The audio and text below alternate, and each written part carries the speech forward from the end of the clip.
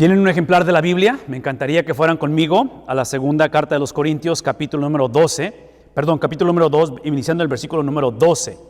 Y cuando hablo acerca de la carta de los Corintios es que tenemos ya varias semanas hablando acerca de esto. Y bueno, digo semanas, pero en realidad ha sido lo que va del año. Por eso es que estamos en el capítulo 2, porque iniciamos en el capítulo 1, obviamente, y ahora estamos en el capítulo número 2. Así es que si por alguna razón se han perdido algunas de las celebraciones que hemos tenido en los domingos anteriores, quiero hacerles esta recomendación y se los voy a poner aquí en la pantalla para que vean. Esos son los símbolos o son los logos de las aplicaciones en sus teléfonos para descargar aplicaciones. Y estoy hablando de una aplicación que se llama Bible Lessons International, que es donde ponemos o donde subimos todos los videos, todas las predicaciones que hacemos cada domingo y entre semana. Entonces, la invitación es que ya sea si tienen su teléfono de iPhone o tienen su teléfono de Android, cualquiera de los dos, vayan a esa aplicación y pongan la palabra así como está, Bible Lessons International. E inclusive, allá atrás están unas tarjetas, de business cards, tarjetas de representación, y ahí tiene un código que se le llama código QR, que también pueden hacer scan con su teléfono y les va a aparecer eso también. Entonces, cualquiera de los dos, ya sea que vayan directo a la aplicación y ustedes pongan eso o usen una tarjeta y cualquiera de los dos, ahí está. ¿Por qué? La razón que hacemos esto es simplemente porque queremos aprovechar la bendición de la tecnología y llevar esta experiencia y llevar esos recursos para la iglesia básicamente alrededor del mundo, donde exista internet y la gente tenga acceso a ello. Ya han sido varios años en los cuales como generación, como iglesias, y todavía tengo presente eso porque yo estaba pastoreando la First Baptist Church de la ciudad de Pharr, ahí al lado de McAllen. Mi familia y yo radicamos en Mission y estábamos pastoreando cuando entra esa famosa pandemia. Y lo que hizo la pandemia, hasta cierta manera, porque no estábamos preparados para esto, es que forzó o se sintió como que si todo se puso en pausa. A la luz del Evangelio nunca hay pausas. A la luz del Evangelio, cada situación que se viene difícil, cada experiencia, sea buena o sea mala, lo que implica es un reinicio. En inglés es la palabra reset. Si tienen un botón donde si tienen una caja de fusibles, a veces el fusible se bota, como decimos, ¿no? Y tenemos que hacerlo reset, como que hay un volver a empezar. Entonces, muchas de las iglesias que trágicamente en lugar de reiniciar, pausaron, trágicamente, y no nada más iglesias, negocios, instituciones, no sobrevivieron la situación que se vivió a nivel global. Y menciono todo esto porque cuando hablamos acerca de la carta a los Corintios, estamos viendo precisamente el apóstol Pablo, literariamente hablando, y digo literariamente hablando desde la cuestión de ver este libro de Corintios como una pieza literaria, que lo es, como un documento, que lo es. Empezando en estos versículos, Pablo hace un reset, hace un reinicio, donde él ha traído esta conversación, empezando en el capítulo 1, realmente en la primera carta de Corintios, pero en el capítulo 1 de segunda de Corintios, viene hablando, y hasta la semana pasada, ahí hace un paréntesis, o hace un reinicio, y este reinicio que va a empezar hoy, en el versículo 12, no va a terminar hasta el capítulo 7.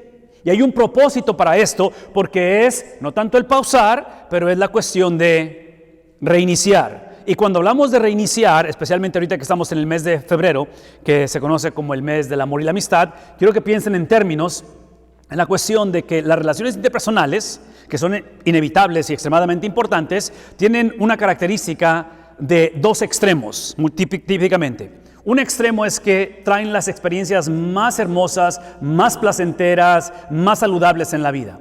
Pero potencialmente las relaciones traen las experiencias más difíciles, más trágicas y de más dolor. Cuando hablamos acerca de la pandemia, definitivamente hubo bastante dolor, hubo pérdidas, hubo situaciones difíciles. Pero a la misma vez yo puedo pensar de una manera personal, el 2 de diciembre, pasado, nuestra hija la mayor, tenemos 3 hijos, la mayor se nos casó. Fue una experiencia de celebración. Cuando enterramos a mamá en diciembre del 2019, fue una experiencia trágica. Entonces, en otras palabras, toda relación potencialmente se va a mover a un extremo o se va a mover a otro extremo.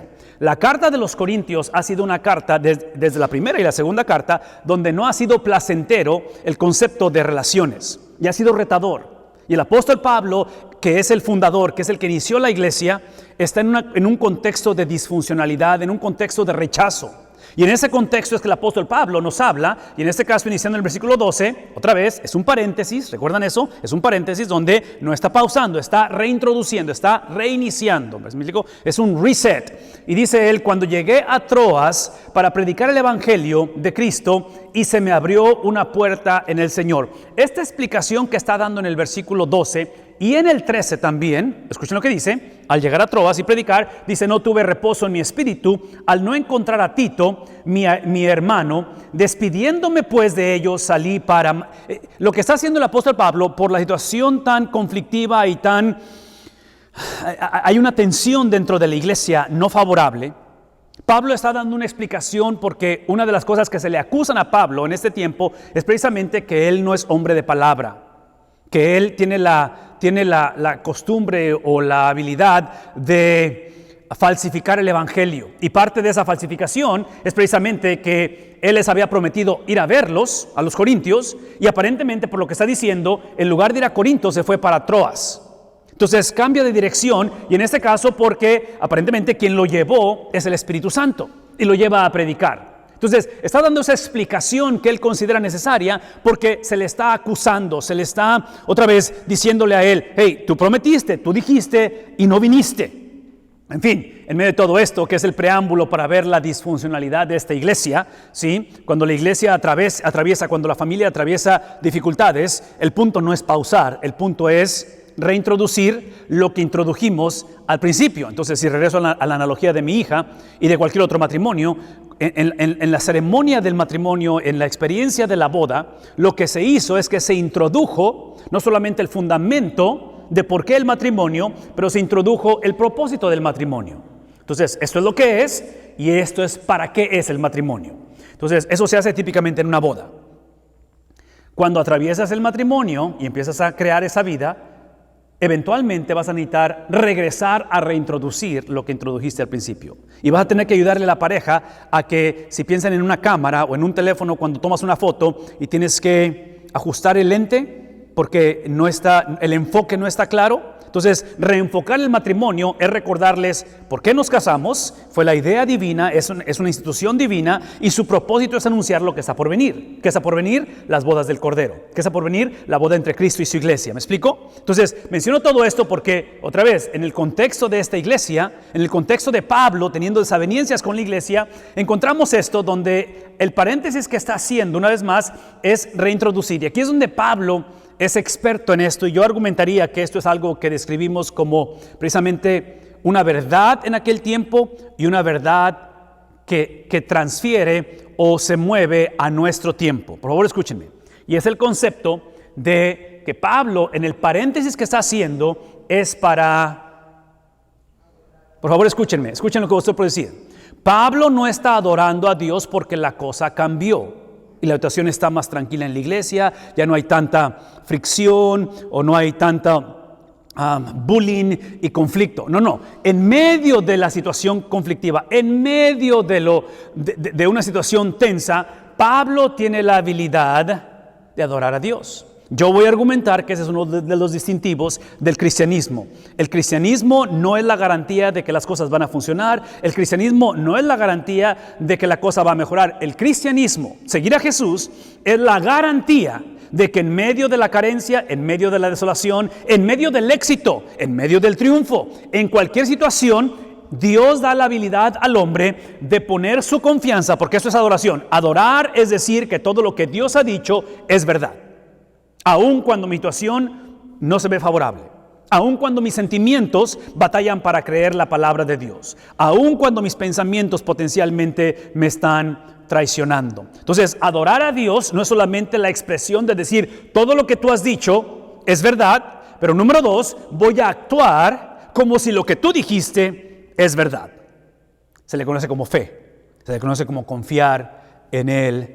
Señor. Y en ese contexto, Pablo lo que hace en el paréntesis, vean lo que hace, ¿sí? Lo que hace es que Pablo, la base de su vida ha sido la palabra de Dios. Inclusive Pablo en el libro de Corintios tiene esta habilidad increíble en la cual creo que es parte de la inspiración de Dios y parte de su autoridad apostólica, que Pablo va a tomar, la Biblia de ellos es el Antiguo Testamento. Pablo va a tomar el Antiguo Testamento y va a traer esos principios, va a traer esas promesas, va a traer esos pactos de Dios en el Antiguo Testamento y los va a aplicar a la iglesia, en este caso de los Corintios. ¿Qué estoy diciendo?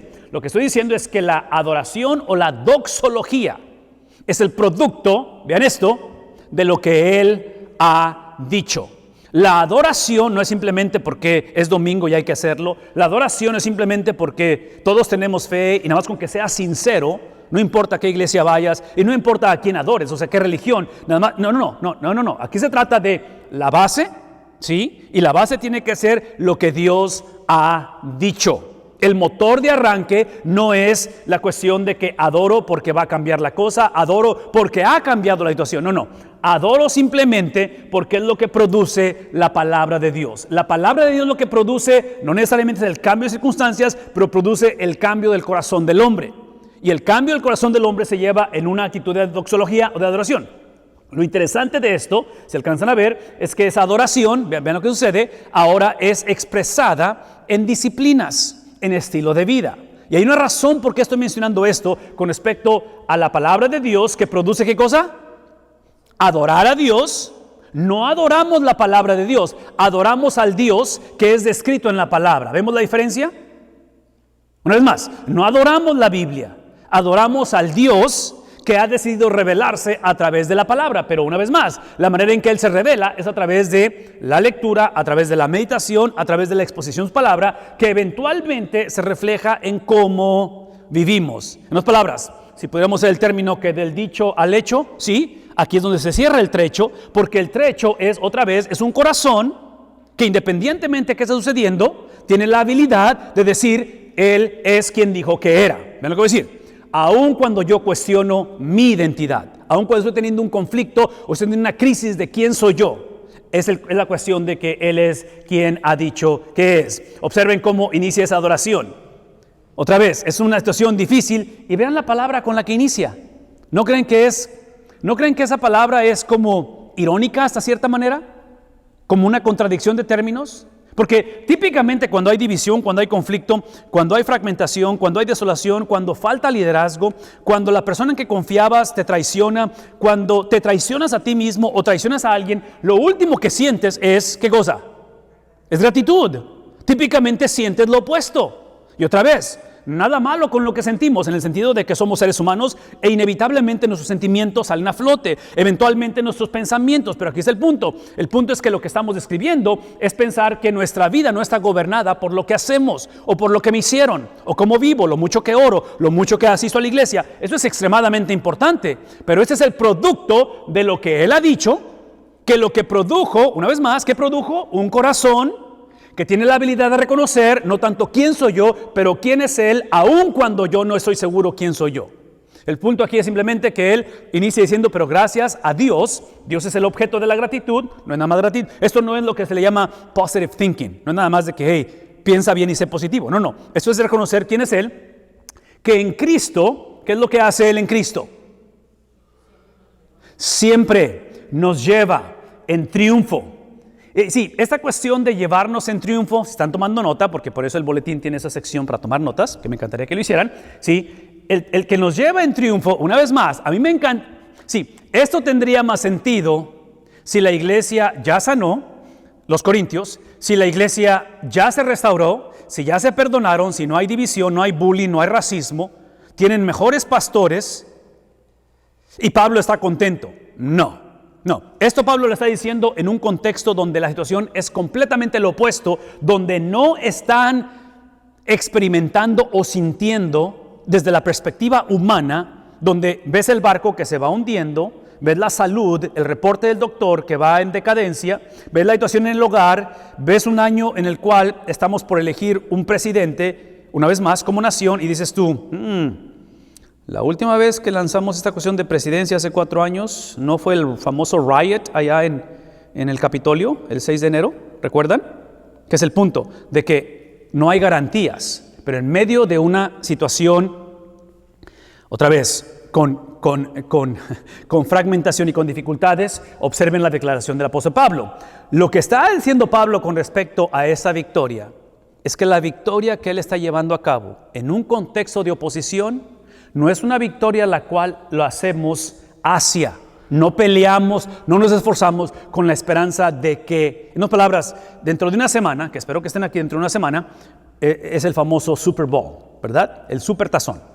Y cuando se enfrenten esos dos equipos, ¿alguien sabe quién va a jugar? ¿Saben quién va a jugar? Sí, van a jugar van a jugar. Cuando se enfrenten esos dos equipos, entre San Francisco y Kansas City, y se enfrenten, ¿sí? Lo interesante del juego, eso es lo interesante del juego, y digo interesante, pero Las Vegas hace millones de dólares con esta cuestión de apuestas, pero lo interesante del juego es la incertidumbre de quién va a ganar. ¿Me explico? Porque eso es parte del deporte, o sea, de que quieres saber quién va a ganar.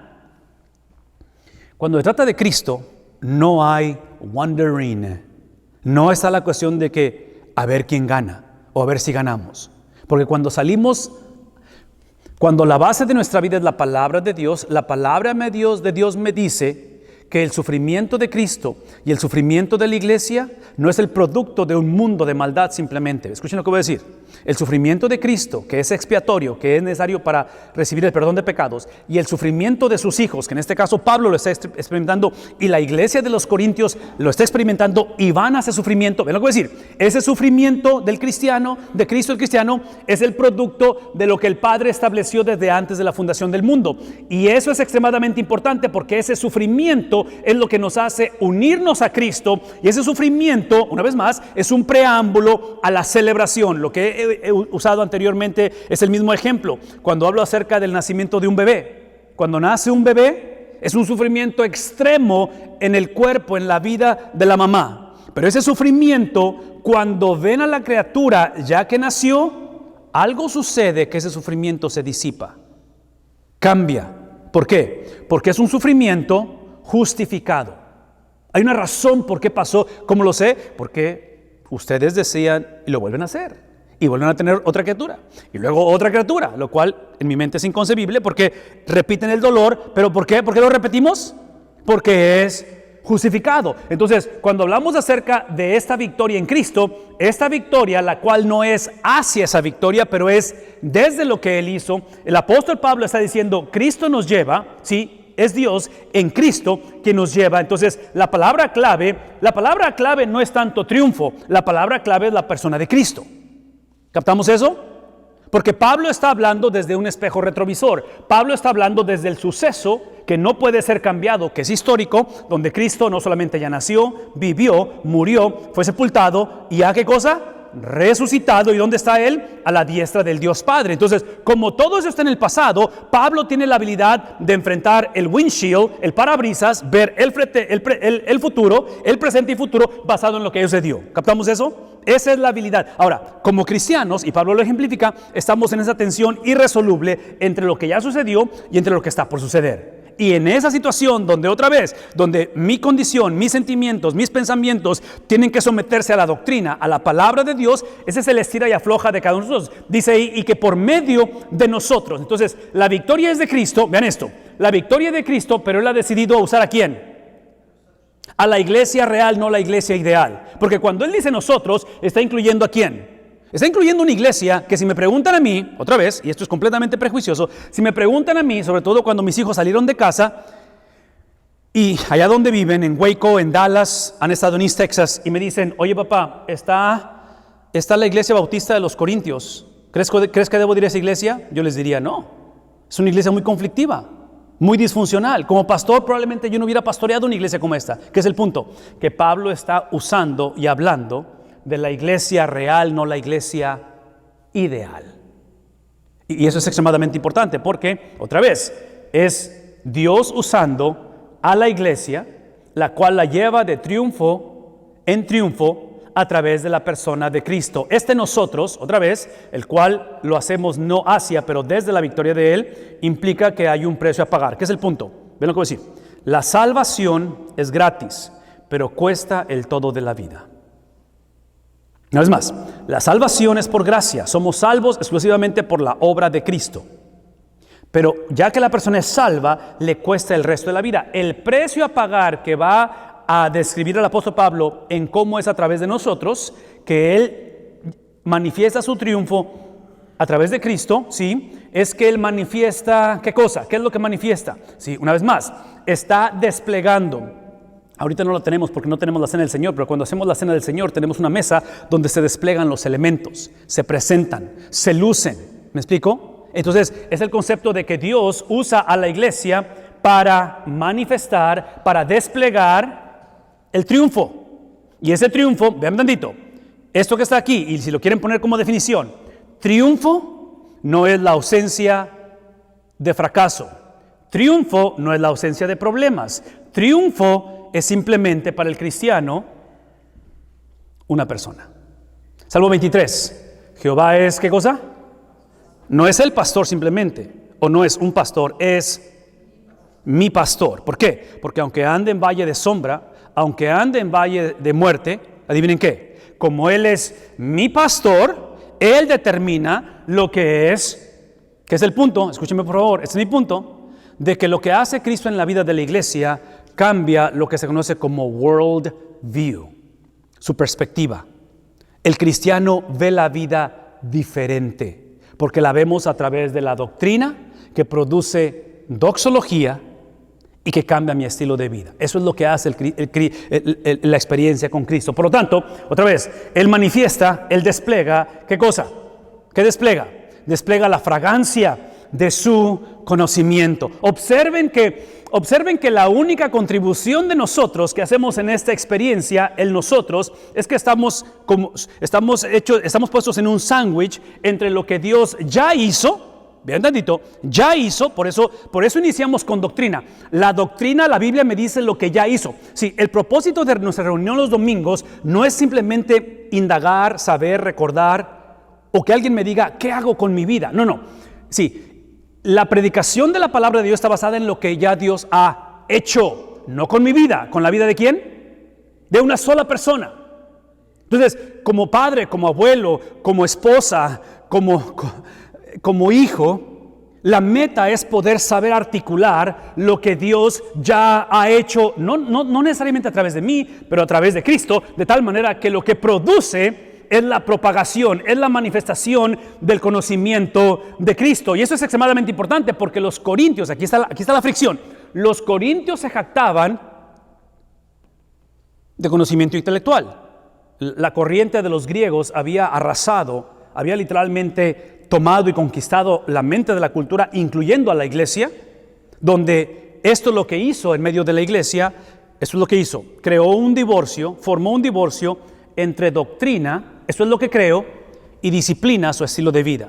Entonces aquí está la clásica, no importa cómo viva, nada más con que seas cristiano y aceptes a Cristo. No importa que tomes decisiones que van en contra del corazón de Cristo, nada más con que tengas la doctrina correcta y tu nombre esté en una lista donde un día te bautizaste. Así es que el día que pongamos aquí tu ataúd y muera la persona, nada más con que digas que fue al cielo. ¿Ven el divorcio? Esa no es la perspectiva bíblica. Entonces Pablo está diciendo, hey, ustedes exaltan su herencia intelectual. Pablo dice, para mí lo importante es, ¿qué cosa? Es conocer a Dios a través de ¿quién? Es a través de Cristo. Por favor, escúchenme. La manera en que el hombre conoce a Dios es reconociendo, ese es mi punto, ¿sí? La manera en que conocemos a Dios, y entre paréntesis, esta palabra conocer típicamente en la Biblia, con respecto a Dios, es la misma palabra que se usa cuando dice el libro de Génesis que Adán conoció a Eva y concibió un bebé. ¿Qué tipo de conocimiento es? ¿Tomó una clase? ¿Sí? ¿Qué es el punto? Estamos hablando de un conocimiento de intimidad. Entonces, conocer a Dios no es simplemente saber versículos de la Biblia, que son importantes, pero es otra vez, por eso, la Biblia, importante que es, la Biblia es el vehículo hacia, ¿qué cosa? Hacia una relación con Dios. ¿Ven lo que decir? La razón por la cual podemos conocer a Dios es porque el Hijo en la cruz fue desconocido por el Padre. Le dio la espalda. Lo desheredó, si usamos ese término. Hubo deshonra. El que no conoció pecado por nosotros, de Pablo, se ha hecho pecado. Y menciono todo esto porque si no mencionamos esta disyuntiva, esta separación entre Dios y entre el Padre y el Hijo, si no la mencionamos, vamos a continuar creando la mentalidad o el entendimiento de que nada más con que sepamos quién es Dios, no importa cómo vivamos. ¿Me explico? Y Pablo está diciendo, no es suficiente nada más afirmar quién es Dios. No es suficiente una profesión de fe. Tiene que haber una posesión de fe. ¿Sí me explico? El 2 de diciembre mi hija y mi yerno se casaron. Necesario que era esa boda y esa expresión y experiencia legal y religiosa y espiritual, pero ahora tienen que construir una vida juntos hasta que lleguen a ser viejitos y eventualmente fallezcan, que es el punto de que lo que sucedió el 2 de diciembre fue simplemente el principio de esa carrera que les lleva el resto de la vida. Entonces Pablo está diciendo, hey, otra vez, es el punto de esta doctrina expresada en adoración para que sea un estilo de vida. Esa es la parte que me encantaría que pensáramos y que otra vez lo anoten en sus notas o de alguna manera en un texto o en algo. Cuando hablamos de doctrina, escuchen esto, cuando hablamos de la palabra de Dios, produce adoración. Adoración es relacionarme con Dios. Lo hago a través de Cristo, lo hago no porque tenga que adorar a Dios, pero es porque puedo adorar a Dios. Y esa doxología, esa relación con Dios que acabamos de leer a través de Cristo, esa relación, esa manifestación, ese aroma, esa representación, ¿sí?, es para vivirla con otros. Por eso es que entre más conocemos, vean tantito, entre más conocemos de Dios, más aprendemos no tanto a tolerar al hermano, pero a amar al enemigo. ¿Por qué? Porque el conocimiento que tenemos de Dios es para que otros conozcan. La experiencia que yo tuve con Dios o tengo con Dios es para que otros la tengan. ¿Qué es lo que estoy diciendo? Que si por alguna razón nuestras relaciones interpersonales de la iglesia, familia, trabajo, están fragmentadas, si esto es un problema, yo voy a argumentar que el problema en sí no es tanto el temperamento o que así es la suegra o que mi hijo es muy rebelde o que la iglesia nomás no. Escuchen, todo eso es parte del problema, pero en sí el problema, adivinen qué es que no le hemos creído a Dios. Es que hemos caído en el error de pensar de que si Dios me ha perdonado, Él me ha perdonado simplemente porque me arrepentí. No. Él me perdonó, porque acabo de decirlo, Él me perdonó porque el Hijo pagó el precio de mis faltas. Y cuando el Hijo pagó el precio de mis faltas, es para que yo, oración modelo, Padre nuestro, perdona nuestros pecados o nuestras transgresiones, como nosotros perdonamos a aquellos que pecan o transgieren en contra de nosotros. ¿Ven lo que está pasando? Entonces menciono esto porque otra vez, la doctrina es siempre relacional, porque una vez más, fragante aroma de Cristo, ¿qué cosa? Otra vez, está incluyendo a la iglesia no ideal, no está incluyendo a la familia que finalmente, está hablando de lo que Dios ha hecho. Somos fragante aroma por la obra, somos un aroma fragante porque el Hijo de Dios fue puesto en un sepulcro y aun cuando fue ungido con aromas, pero su cuerpo fue en decadencia, por lo menos de ese viernes a ese domingo, ¿me explico? Porque cuando el cuerpo fallece, entonces, en otras palabras, somos aceptos porque Él fue rechazado. Otra vez, fragante aroma de Cristo es que somos. Esto es lo que el apóstol Pablo mismo habla en Romanos cuando dice que ahora nosotros somos un sacrificio vivo, un sacrificio agradable a Dios. Y una vez más, voy a decirlo una vez más, somos un sacrificio vivo porque el Hijo de Dios, ¿qué es lo opuesto a vivo? ¿Qué es lo opuesto a vivo? No es medio muerto, sí, es muerto. Y Cristo tuvo que morir. Escuchen lo que voy a decir. En el Antiguo Testamento, porque es la Biblia de ellos, en el Antiguo Testamento, los sacrificios que típicamente tenían de animalitos, venían al altar, sacrificaban, derramaban la sangre, pecados eran perdonados y la gente salía y regresaba a su vida normal hasta la otra ocasión para hacer más sacrificios. Traían al sacerdote, el sacerdote sacrificaba. Es obvio que todo eso estaba apuntando al sacrificio perfecto que es Cristo. Cuando hablamos acerca de que ahora nosotros somos ese aroma fragante para Dios, es porque ahora en Cristo, que es la diferencia a Cristo es el tipo de persona que Él vive una vida perfecta, entrega su vida en una cruz y todo aquel que se une a Cristo es para unirse a ese sacrificio donde ahora no venimos y sacrificamos, tenemos una experiencia religiosa, confesamos nuestro pecado, nos damos golpes de pecho, somos honestos ante Dios, ponemos nuestras peticiones y regresamos a nuestra vida cotidiana. Ahora es que nos quedamos a vivir en el altar. Porque somos, ¿qué cosa? No muertos. En palabras, entre más cedemos, más autoridad tenemos. Entre más perdonamos, ¿me explico? ¿Sí, lo que está pasando? Entonces, es una actitud de ceder para obtener. Ceder para obtener. Y aquí es donde el apóstol Pablo está diciendo, hey, somos aroma fragante para Dios entre los que se salvan. Y en otras palabras, ven lo que voy a decir. Esta cuestión de salvación y perdición, escuchen lo que voy a decir. Salvación y perdición son cosas que no tenemos control de ellas. Dios es el que salva a las personas. El trabajo de nosotros es asegurarnos que a través de la persona de Cristo, la iglesia, el hogar, la vida, el trabajo, las finanzas, las relaciones son percibidas como, ¿qué cosa? Esa es la función de la iglesia. Y menciono esto porque hablar de salvación y hablar de perdición, hablar de un hijo, de un nieto, hablar de una generación, hablar de la Casa Blanca, que trágicamente está la situación media difícil, ¿verdad? Vean un tantito. No es trabajo de nosotros, no podemos cambiar a nadie. Nuestro trabajo es asegurarnos que somos aceptos ante el Padre porque el Hijo ha sido despreciado. Y como el Hijo fue despreciado por mí, yo soy acepto. Y ahora que he sido acepto, que he sido recibido por el Padre, mi función es mantener esta fragancia, ese aroma del cual, una vez más, el aroma emana de que ahora he decidido vivir una vida no de mis derechos, pero de ceder mis derechos. Y lo cedo a través de esto que se convierte un estilo de vida, no nada más una experiencia religiosa, no nada más el conocimiento de su palabra, pero es la palabra de Dios casada con las disciplinas a través de esa adoración. El punto que quiero que se lleven esta mañana, porque estamos por orar ya, es la cuestión de que en ese aroma fragante, la iglesia es donde distingue la función que tiene y ver el producto de ello, que es el punto, que ninguno de los dos son accidentales. El ser salvo o el ir al infierno no es cuestión de chiripada, no es cuestión de que las circunstancias vienen de un hogar disfuncional o como es hijo de pastor, por eso es salvo. No, son intencionales. Ser salvo o no ser salvo son intencionales. ¿Por qué? Escuchen lo que voy a decir, esa es la razón.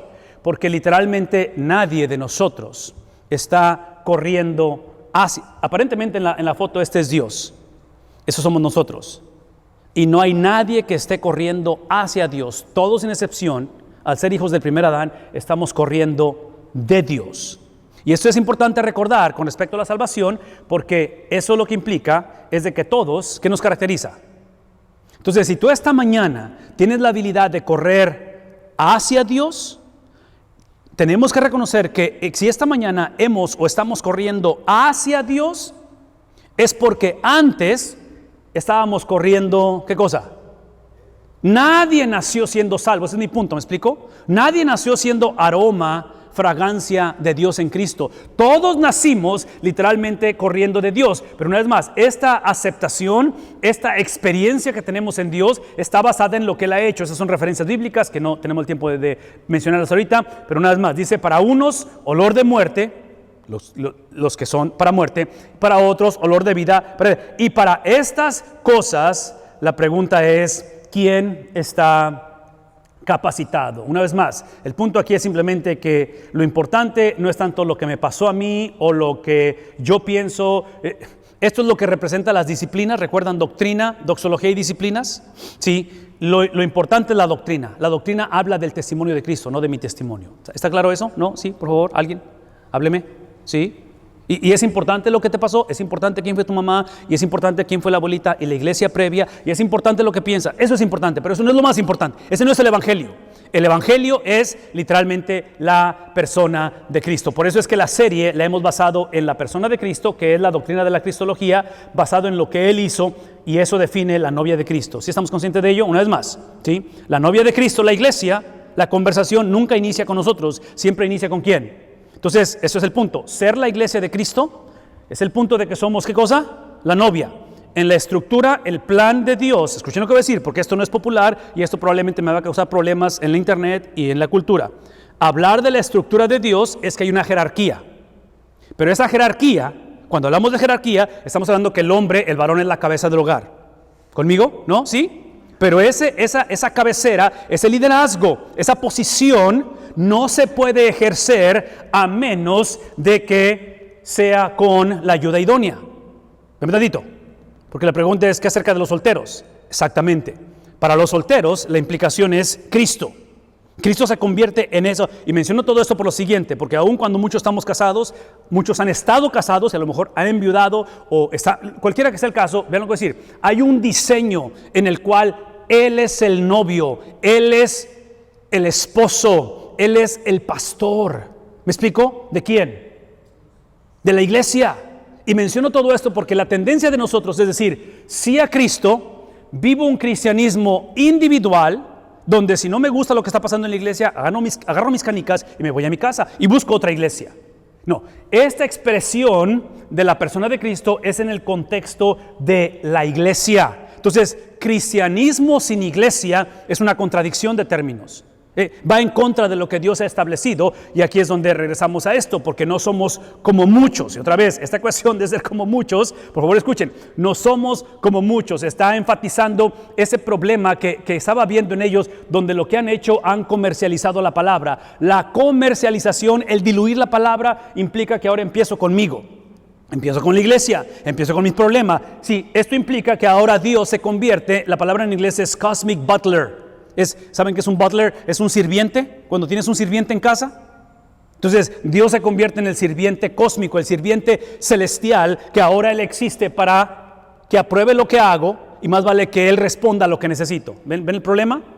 Apruebe lo que hago, porque es obvio que Cristo tiene que ser republicano, ¿no es cierto? Porque si yo soy republicano o me explico, o sea, si yo pienso de esta manera, Él tiene que pensar de esta manera.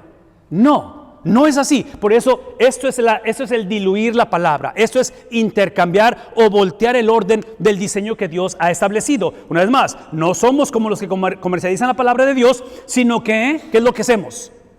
Somos con la sinceridad, como de parte de Dios, hablamos, no lo que pensamos. Hablamos de tal manera que el Dios de la Biblia se ha convertido, se ha hecho el aval, se ha hecho el que endorsa todo lo que decimos. Entonces, al final de la conversación, el apóstol Pablo, que me encantaría decirles que el final de esta relación con la iglesia de Corinto termina positiva y hay un avivamiento, y Pablo, no, esto solamente va a agudizar, esto solamente va a seguir con problemas. Y eventualmente estas iglesias rechazan a los apóstoles, rechazan a sus pastores, eventualmente estas iglesias van a pasar por persecución, pero aquí está el punto. El punto es que Pablo no depende de la aceptación de la iglesia, siempre y cuando lo que está predicando, lo que está enseñando, sea como de Dios. ¿Cómo sabemos que es de Dios? Porque hablamos, ¿qué cosa? La pregunta es, ¿cómo saber qué es lo que Cristo dijo? Esta es la manera en que sabemos lo que Cristo dijo. Estas son las palabras de Cristo. Entonces, es responsabilidad de nosotros movernos, actuar a través de que hablemos en Cristo, y lo hacemos ante su presencia. De que todo lo que sentimos, cómo reaccionamos, cómo navegamos, cómo procesamos, cómo soñamos, cómo analizamos lo que ya sucedió, cómo enfrentamos conflicto, cómo procesamos éxito en la vida, es a través de la persona de Cristo, lo cual, esta palabra es extremadamente importante, porque lo opuesto a sinceridad, ¿qué sería? ¿Qué es lo opuesto a sinceridad? La palabra en inglés es counterfeit. ¿Qué sería qué? Falsificación, falsedad. Y Pablo está diciendo, la única manera que vas a saber lo que es auténtico es cuando conoces al Dios de la Biblia. La manera en que vas a ver lo que es real y genuino, en tu relación de crianza de hijos, en tu relación de trabajo, en tus tiempos ahora como alguien que ha sido pensionado, en cualquier etapa de la vida, sí, la autenticidad, la cual es de parte no mía, es de parte del Dios de la Biblia, que Él ha autentificado todo a través de la persona de Cristo. Si Cristo lo aprueba, lo hacemos. Si Cristo lo desaprueba, no lo hacemos. ¿Captamos eso?